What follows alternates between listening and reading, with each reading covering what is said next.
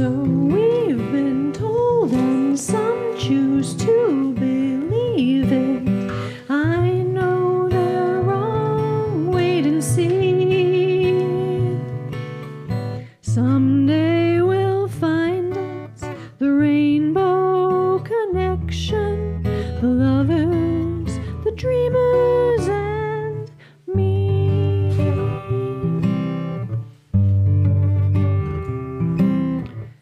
Who said that every wish will be heard and answered when wished on a morning star?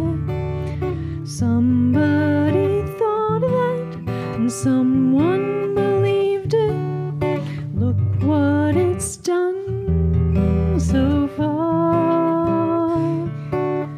What's so amazing that keeps us stargazing? What do we think we might see?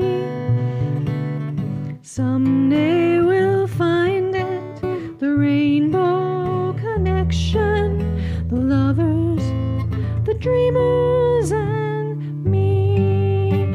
All of us under its spell.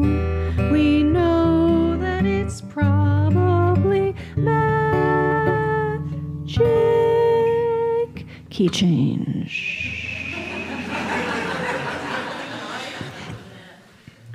Everybody, have you been half asleep? And have you heard voices? I've heard them calling my name. Is this the sweet sound that calls the young sailors? I think what's running the same. I've heard it too many times to ignore it. It's something that I'm supposed to be. Someday we'll find it, the rainbow connection, the lovers, the dreamers, and me. La da da dee da da do, la da da da dee da da do.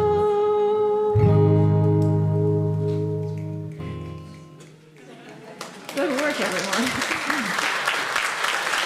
So, when I said I was going to play 3 songs today, I didn't know I was going to be the only person here except for David. And I didn't know, well, my wife was going to play with me, but then she got a cold.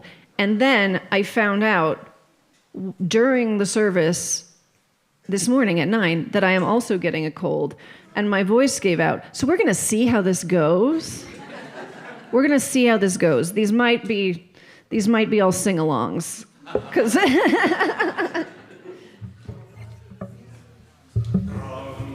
Come, whoever you are, wanderer, worshiper, lover of the evening, ours is no caravan of despair.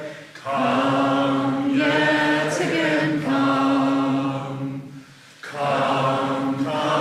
whoever you are, wanderer, worshiper, lover of the evening, ours is no caravan of despair.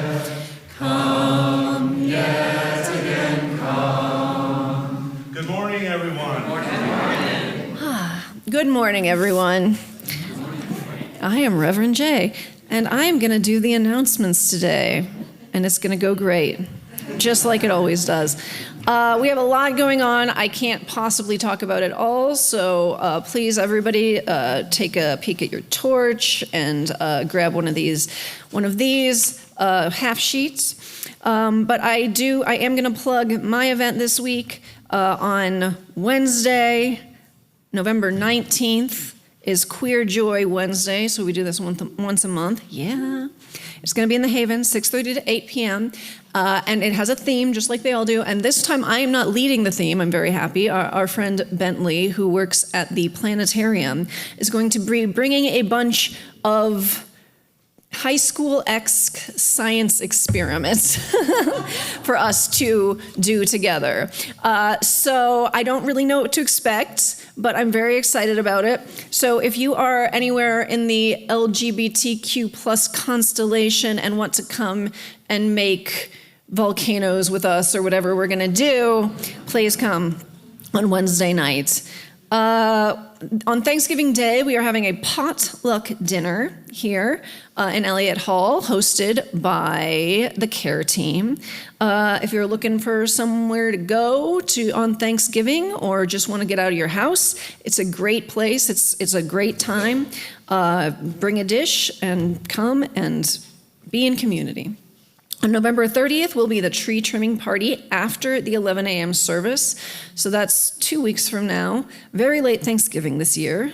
It's throwing me all off. But that is a fun time. It's all ages, and we will all, well, I won't be there, but you will all trim the tree. And there's so much other stuff happening. So just take a look at your torch and at these one sheets, or ask somebody, and we will tell you all of the wonderful things happening. And now we move into worship together. My friends, for our chalice lighting this morning, I invite us to join in a meditation. If you can have both feet on the floor, please have both feet on the floor. It'll be a brief meditation. Close your eyes if that's available to you. And feel your body in space. And take a deep breath. Feel as the exhale what changes. Feel the breath leave your body. Feel the breath enter your body.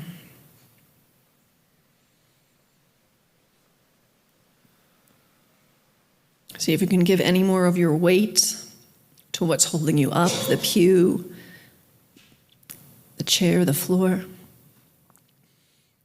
Then see if you can give a little bit more weight away.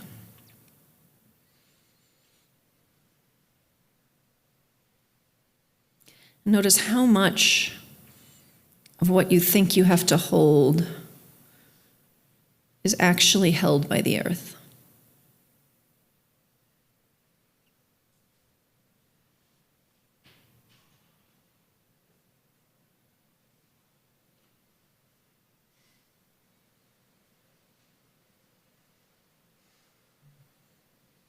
Now in your mind's eye, I invite you to picture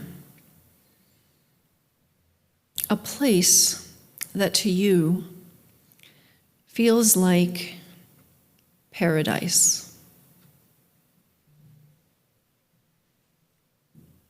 This doesn't need to be something that somebody told you paradise looks like. It doesn't need to be something you think it should be like.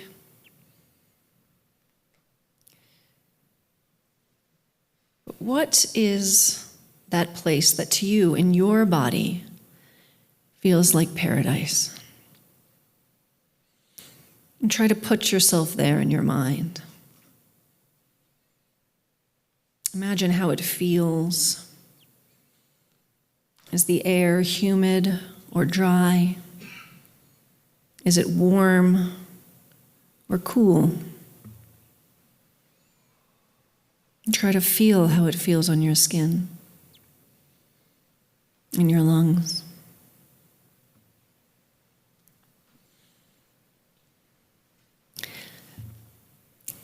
Imagine the sounds that you hear in that place. You hear nature, you hear animals, laughter of friends, family, children. Or is it nearly silent? What does it sound like to you? Put yourself there and hear it.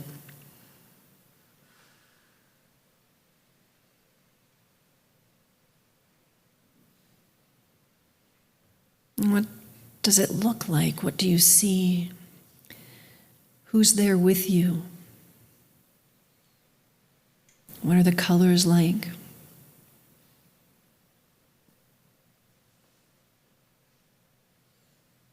What are the faces of the people you love like?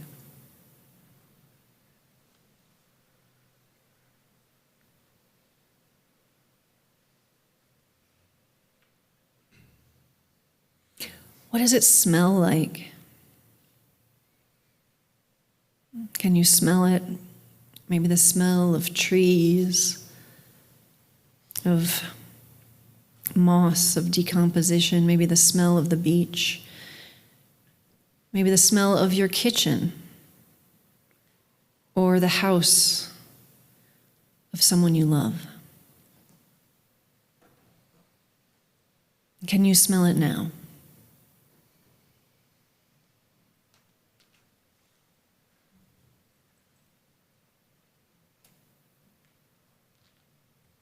And are there any tastes? The taste of fresh cooked food, the taste of salty sea air, or maybe just the smell.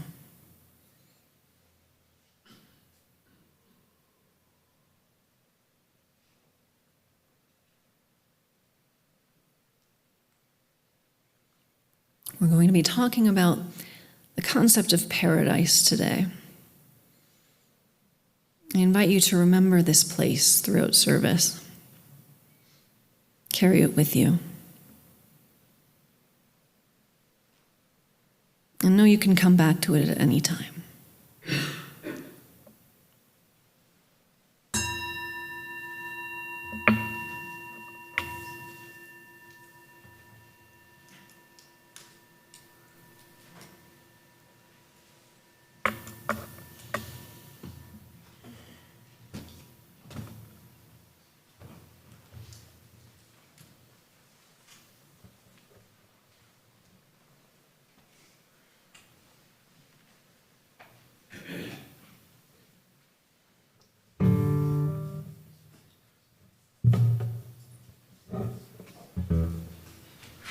May open your eyes if you haven't already. Or keep them closed. Don't let me tell you what to do.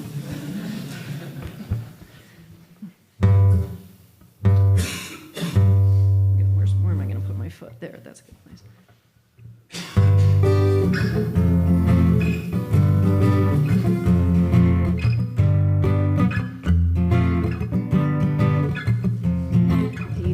He was the king of America, where they pour Coca-Cola just like vintage wine. Now I try hard not to become hysterical, but I'm not sure if I'm laughing or crying. I wish that I could push a button and talk in the past and not the present tense. And watch this hurt and feeling disappear like it was common sense. It was a fine idea at the time. Now it's a brilliant mistake. She said that she was working for the ABC News. It was as much of the alphabet as she knew how to use. Her perfume was unspeakable. It lingered in the air like artificial laughter, like mementos of affairs. Oh, I said, I see you know him. Isn't that very fortunate for you? She let me his calling card. He came third or fourth, and there was more than one or two. He was a fine idea at the time. Now he's a brilliant mistake. Anyone know this song? It's Elvis Costello. I didn't write it. It's from the 80s. He thought he was the king of America, but it was just a boulevard of broken dreams, a trick they do with mirrors and with chemicals, the words of love in whispers and the act acts of love in screens. I wish that I could push a button and talk in the past and not the present tense, and watch this hurt and feeling disappear like it was common sense. He was a fine idea at the time. Now he's a brilliant. He was a fine idea at the time. Now he's a brilliant mistake.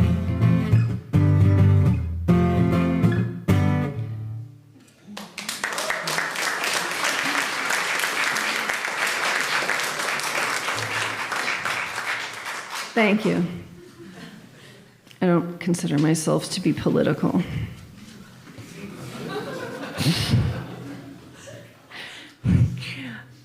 What are we doing next? The new member ceremony? Is that right? Lay minister. Excellent. The thing, Jack, somebody else is going to do something. This is wonderful.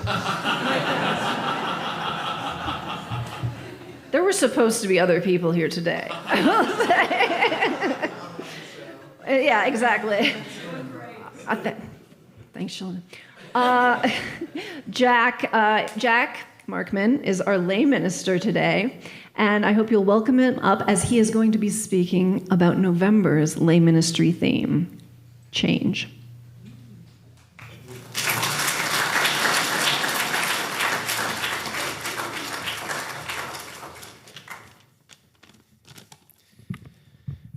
So during the first service, I made a joke about Jay taking some cough drops because I was like, well, if I was having to talk through the entire service, I'd probably have a sore throat. But I made them self-conscious about being sick, so I'm not going to make that joke this time. Guess I already did. Anyway, hi. The theme today is change, but also paradise. So come with me as I tell you that I was going to be ready for the end of the world. Yeah. Feeling anxious about the future of climate change, my Mormon brain decided to get into gear and to engage in some prepping. At the time, food storage wasn't really an option, so I decided to create a get-out bag or a go bag, assembling some emergency supplies for the time when I would need to quickly get out. My roommates at the time thought this was very funny, as one after another packages started arriving at our house. Backpack, camping gear, candles, water filters, and even a portable solar panel charging unit all arrived on our porch. They laughed, I smiled, but I was going to have the last laugh because I was determined to be ready no matter what the end of the world had in store. Finished my pack, put everything away, and then went back to my normal life. Not long after that, I woke up one morning to the sound of rattling furniture. Groggy and not entirely sure what was happening, I got out of bed and staggered around our shaking college dorm. Before I was able to figure out what was what, the earthquake had subsided, and I was left standing there dumbly. I say dumbly because I promptly went back to sleep, which I don't advise doing that on account of the aftershocks, which did wake me a couple hours later. I spent the rest of the day studying inside, periodically diving under tables with each new round of shaking. And during all of that, not once did I think to get out my pack. Yeah.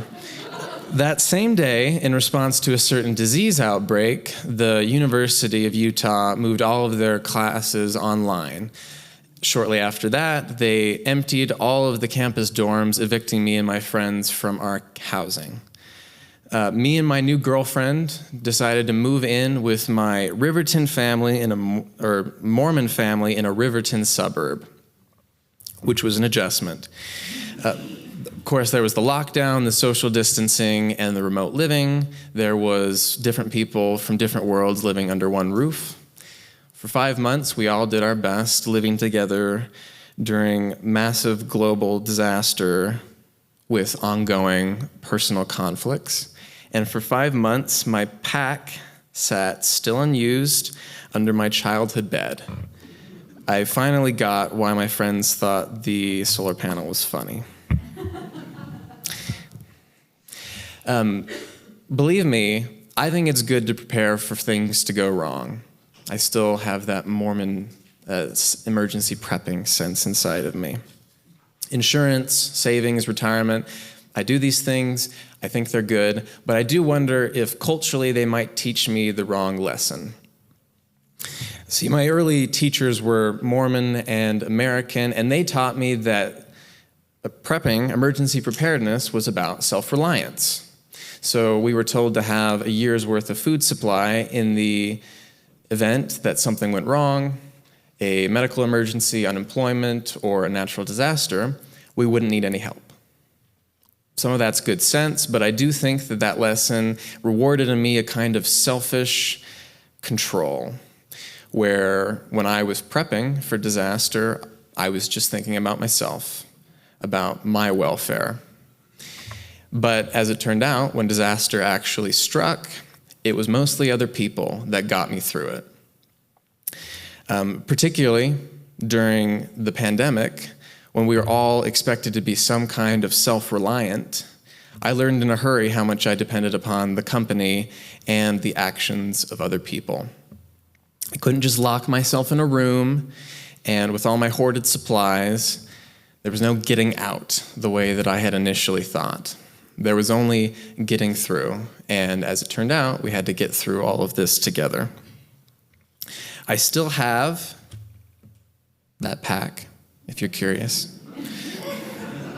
It's still sitting under my bed at home, and I hadn't touched it for a few years until recently when I added to it with a big package of surgical masks.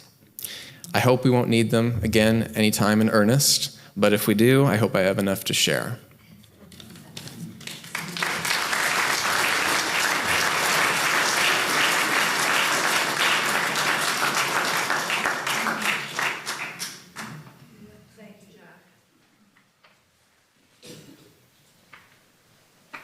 I have 5 gallons of water in my basement. Yeah, just in case. Never had that before I moved to Utah, but it rubs off on you. So, at the first service, this is the one where things really went off the rails, because I was in denial that I was coming down with the same cold that the rest of my family had. But if you're ever in denial about having a cold, try to sing a Joni Mitchell song in the original key. I guess I could try to put it down a key, but I've never tried it down a key. So here's what we're going to do. We're just going to go for this, see what happens, and if you know this song, I want you to sing along really loudly. Okay? This is going to be a group effort.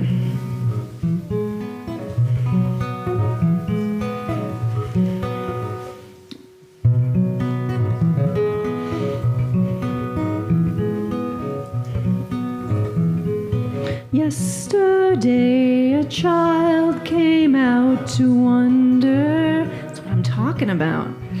Caught a dragonfly inside a jar. Fearful when the sky was full of thunder. Oh, right, it's that chord. And tearful at the falling of a star.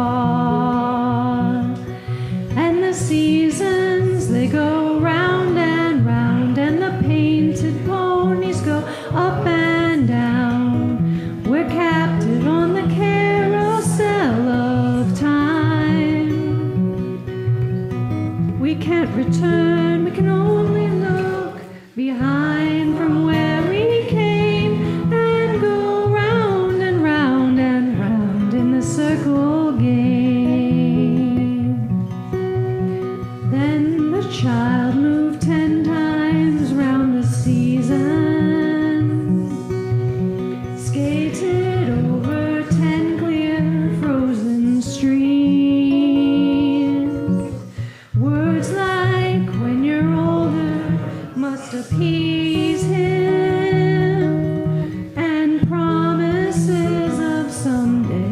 make his dreams.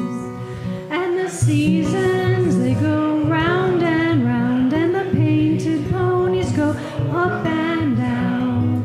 We're captive on the carousel of time. We can't return, we can only look behind from where we came and go round and round and round in the circle game. 16 springs and 16 summers gone now. Cartwheels turn to car wheels through the town.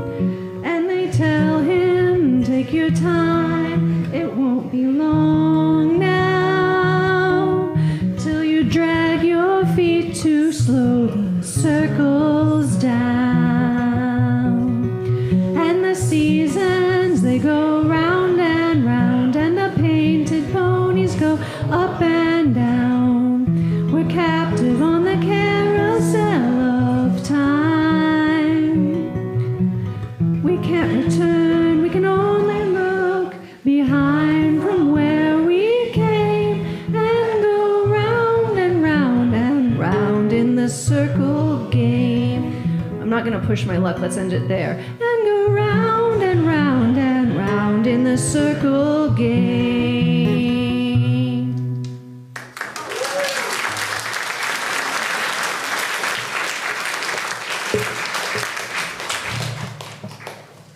That was awesome.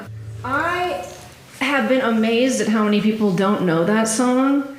Like, I was bringing it to my guitar teacher. He's like, I've never heard of this song before. I was bringing it to my wife. She'd never heard of it before. None of you guys had ever heard it before. Like, I thought that this was a song everybody knew, and now I am vindicated because everybody does know it. Yes. All right. Now we are going to do a new member ceremony. Whomst among you has talked to Reverend Monica about signing the book today? Come on up.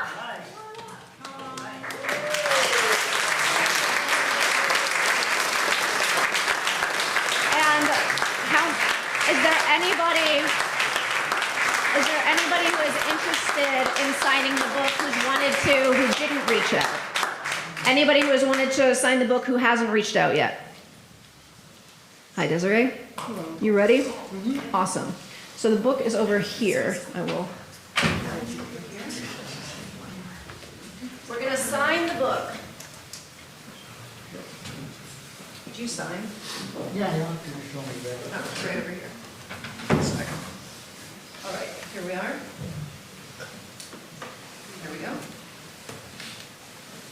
And here, let me show you exactly where. Down this way. Thank you. And then you can put your name right. Perfect. Print or sign?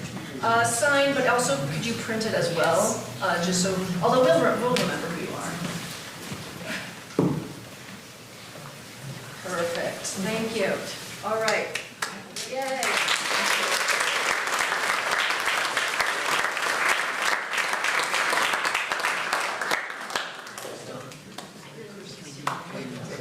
Sorry.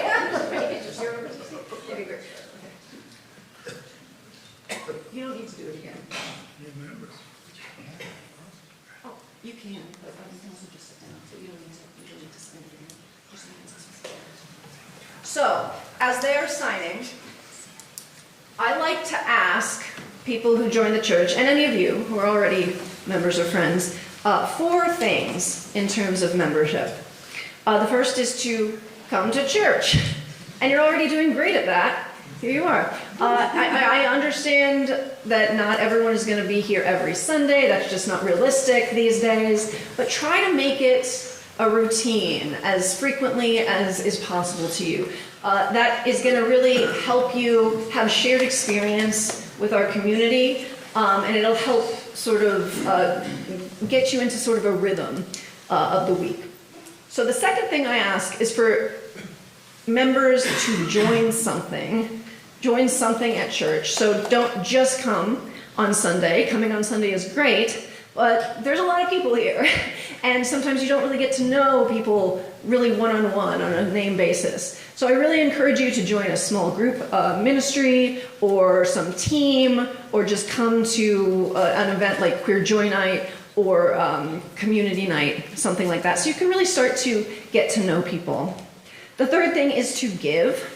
So we do ask all members to make a financial pledge to the church, and these can be very broad in how much they are. I think the smallest pledge we have is something like $20 or something a year, and the biggest one we have is much, much more than that. So there's a wide range of what you can give, and it's not only monetarily that you can also give by your talents and your time. So maybe you have more time than you do money, treasure, we say at this point. So maybe you have a skill, maybe you want to donate, volunteer for an event here. All of that is wonderful ways to give to our community, because we are going to try our best to give to you.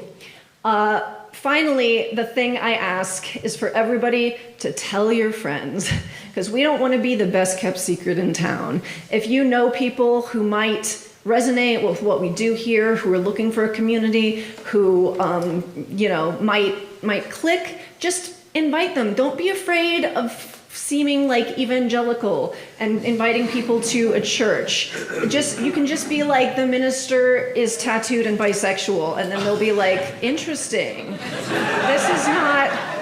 This is not a regular church, this is a cool church. They'll say that. So we do ask you, to just invite people. No pressure. My friends, I welcome you all to this. Who's reading our covenant today? Oh, Jess, come on up. Okay. I welcome you all to our community, and we are all going to join in reading the covenant. Do you guys have one over there? This is a little bit of a whoop kind of day. The entire congregation is going to read our covenant together. Well, we don't have...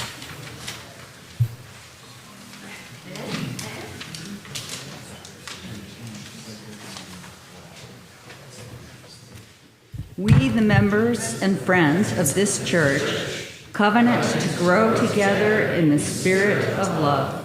We promise to support one another's search for truth and meaning, and to uphold the values of our church. As members and friends, we commit to share our time, talent, and resources to serve each other and the larger community. My friends, we have a small gift for each of you. This is it's a book. Spoiler. So please come and I would hand it to you and give you hugs, but I really am afraid I'm getting sick, and I really don't want that to be anybody's takeaway from today. So welcome everybody. Look, these are the people that you need to welcome for the next month. Thank you. We're so glad to have you. Please grab your gift. Grab your gift anyway.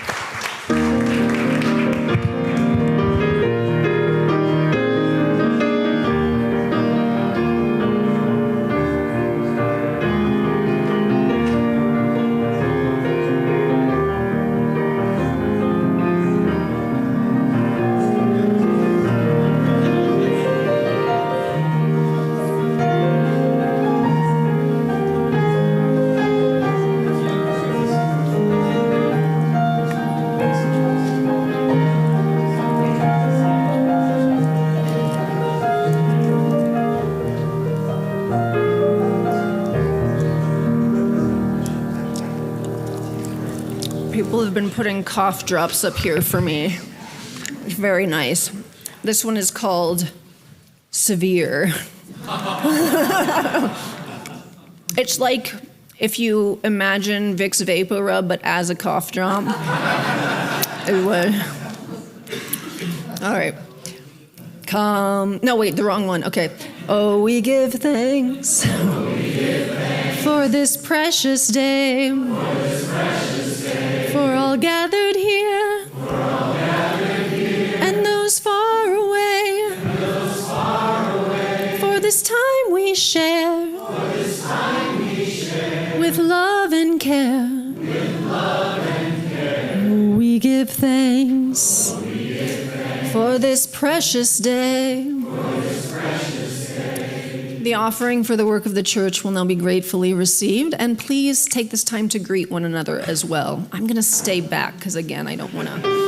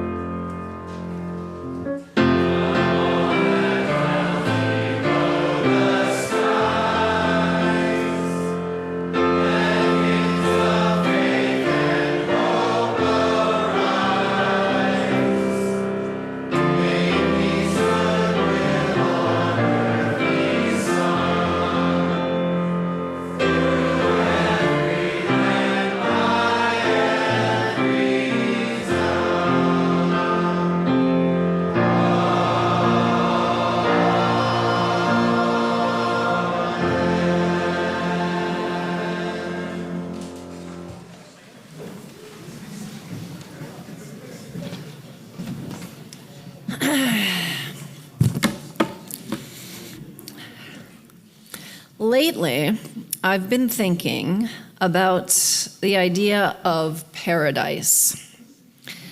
The United States loves the idea of paradise. It loves to dream about utopias. In the 18th and 19th centuries, you could not throw a rock in the US without hitting a utopian-minded intentional community, most of which, admittedly, were short-lived and petered out within a few years to a few decades. True paradise, it seems, is difficult to manifest, but this is common received wisdom, is it not?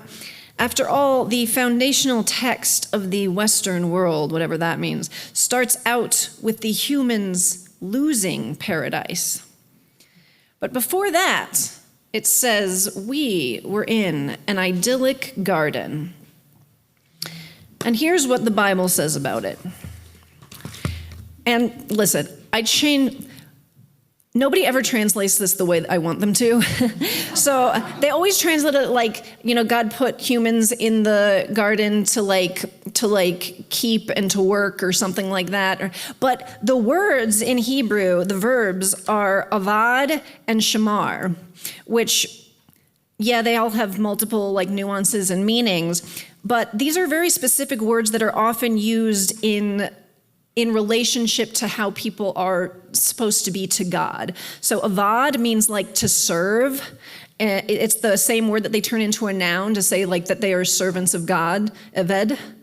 And then shamar means, it means to keep, yes, but it's the word that they use to keep God's commandments.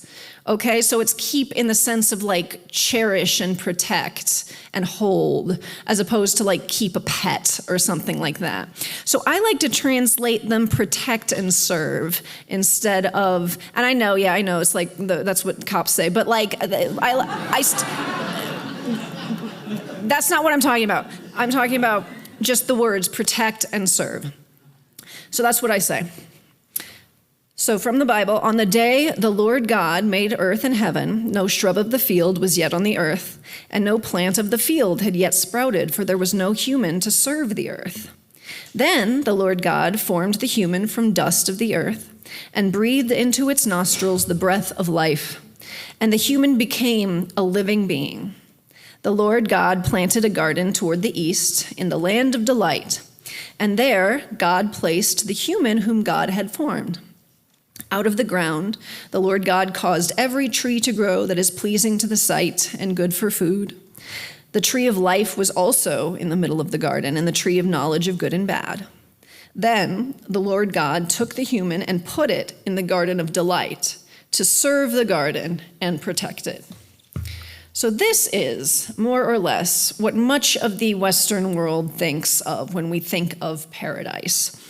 And yeah, we totally mess up the serve and protect part all the time, but what are you going to do?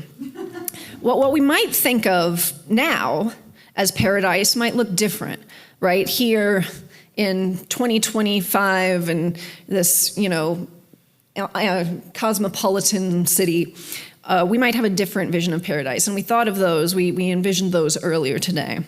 So like, for instance, I might say a truly just and equitable world would be paradise, whatever that looks like. What are some of the things that you found in your paradises? Public parks. Yeah, public parks, that would be really nice. Third spaces. Quiet. Stillness. Dogs and nature. Lots of dogs. Play. I love that. Bike lanes. Bike lanes. Oh my God. Yes. Bike lanes. Sorry. Margaritas on the beach. I love that. Sorry. Abundance. Solitude. Community. Oh, we've got battling paradise. Sorry, what was that? Lots of water. Pristine mountains. Yes, lots of nature I'm hearing. That makes sense. Connection. Clean air.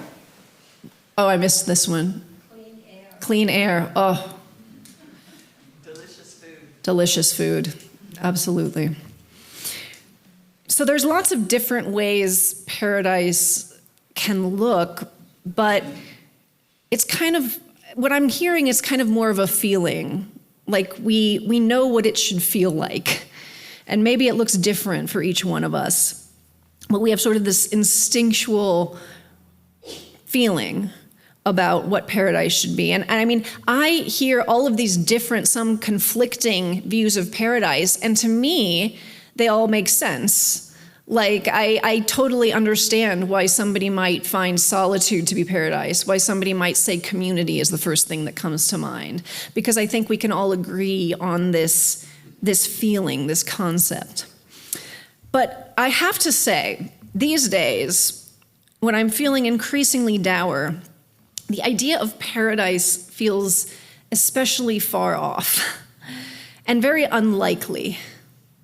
With our government sending masked agents to drag people off the streets and federal climate change accelerationist policies and ongoing wars and cruelty and suffering around the world and increasing violence and fashionable prejudice here at home and on, it seems like paradise is as far away as I can remember. And at times, even when I feel a glimpse of what I might call heaven on earth, a quiet moment with family in the woods, for instance, it can be accompanied by a sense of anxiety or even guilt. Sometimes it can feel like experiencing a moment of delight or joy in this world where so many suffer is selfish or even a type of gluttonous. It's unearned privilege and therefore unholy. I don't deserve it. I must wallow with the world in our collective fallenness. How dare I appreciate paradise? And then I'm kicked out of the garden again, wandering in the waste east of Eden. This narrative, that of a fallen world, fallen humanity, is one of the foundational myths of Western culture. And I actually think there is a lot of good in it. For instance, it asks us to consider how to live in a world that is not as just or loving as we somehow know it could be.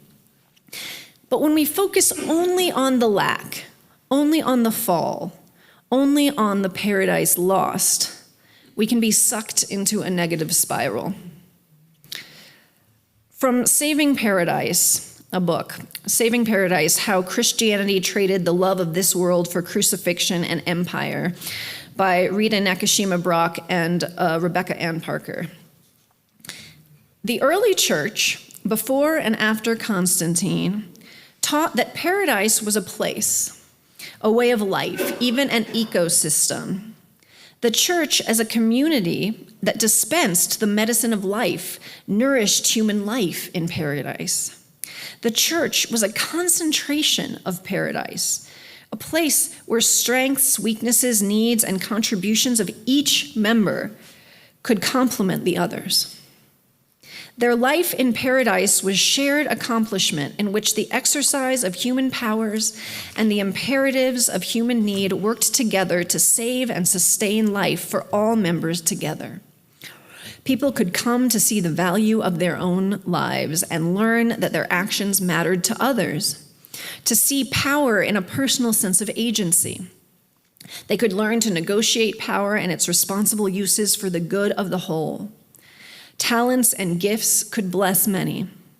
Heavy burdens and difficulties that might have crushed individuals could instead be borne on the shoulders of many. No form of governance and no society can thrive without this interstitial zone of human contact and interaction, what the ancient church called paradise on earth. So in this book, Saving Paradise, Nakashima, Brock, and Parker explore something that they discovered while investigating early Christian churches and artwork. Even though today, the cross, and if you come from a Catholic background like me, often Jesus' dead body on the cross, is a common image in churches. This is common now, but before the year 1000, Jesus, dead Jesus, that is, and crosses were nowhere to be found in visual art in Christianity. No, instead, early Christian images that adorned very early churches were largely depicting paradise, a living Jesus, and an earthly community.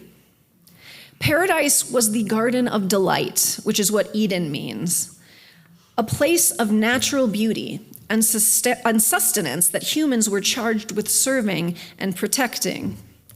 Humans of different races and genders were depicted as equals, sharing in abundance and delight.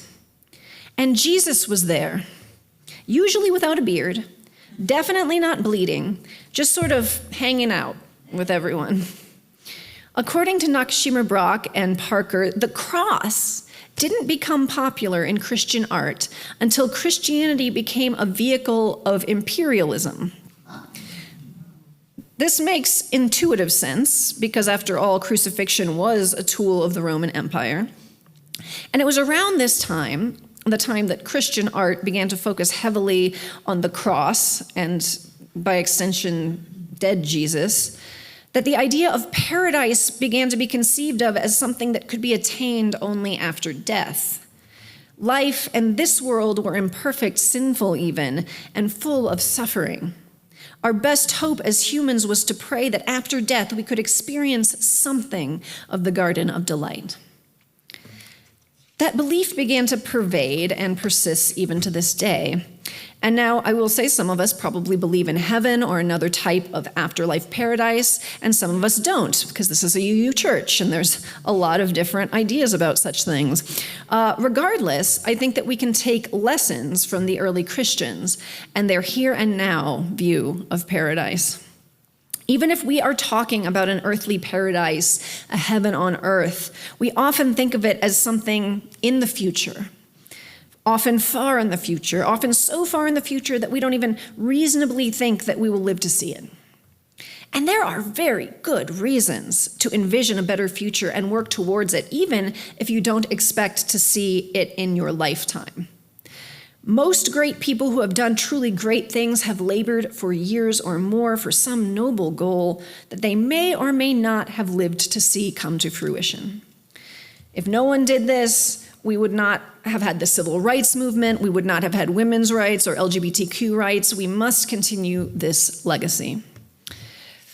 And similarly, early Christians still did believe in heaven after death. They still lived their lives in ways that they hoped would ensure them a place in paradise when they died.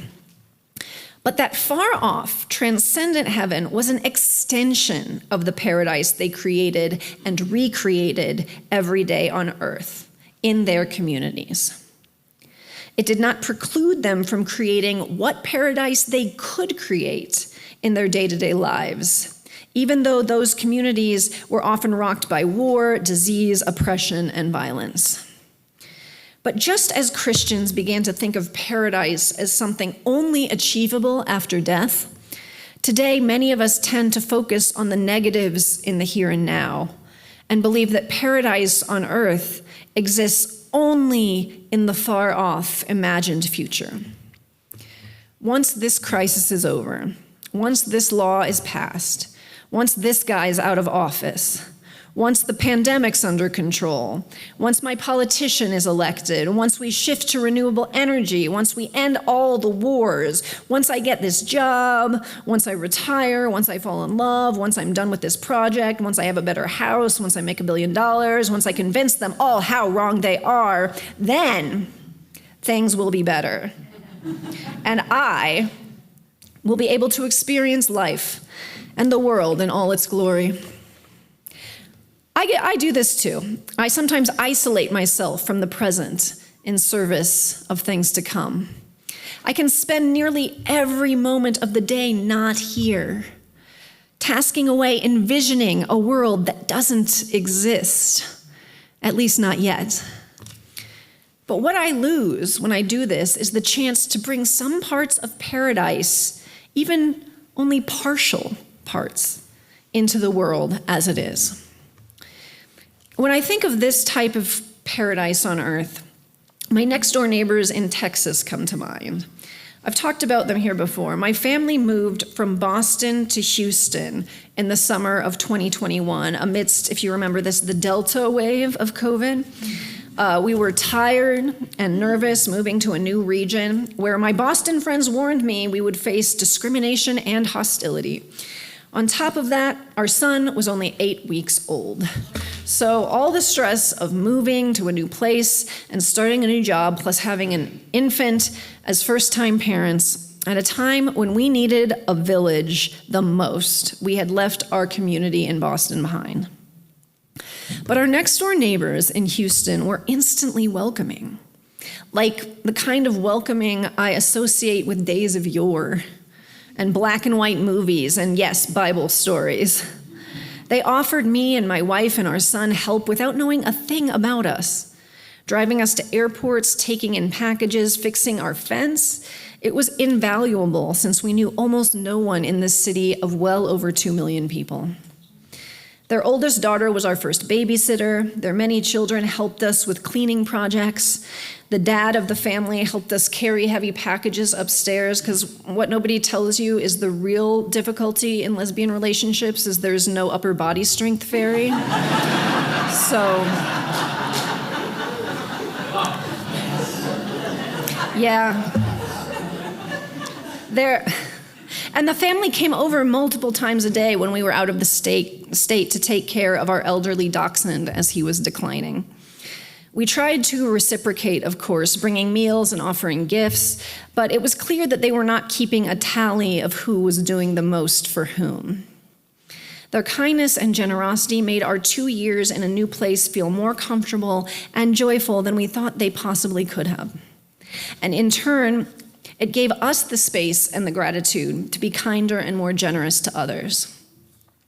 I don't know much about their beliefs other than they are Christians, and I think they're a type that we might call evangelical.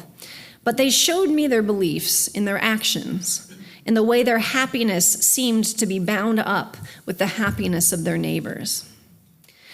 And I know it can be challenging not to focus on the negative things in the world, of which there are many.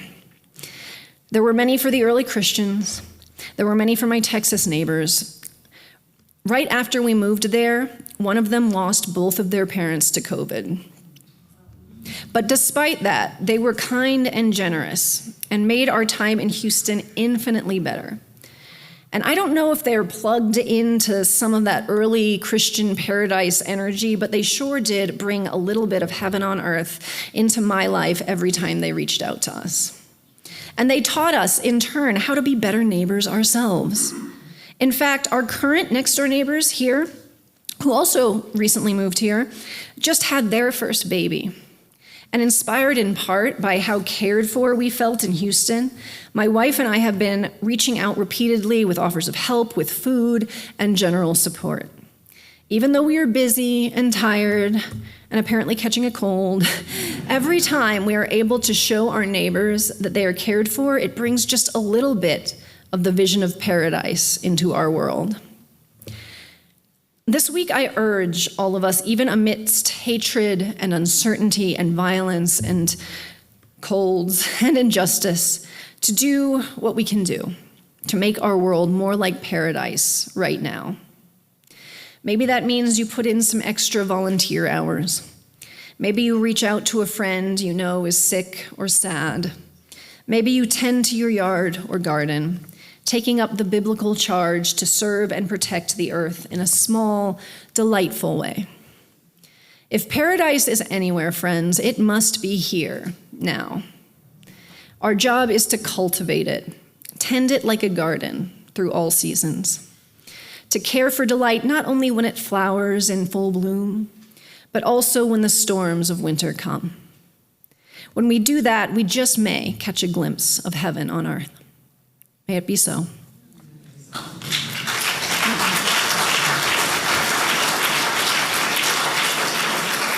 Please rise in body or spirit for our closing hymn, number 1064 in the teal hymnal, Blue Boat Home.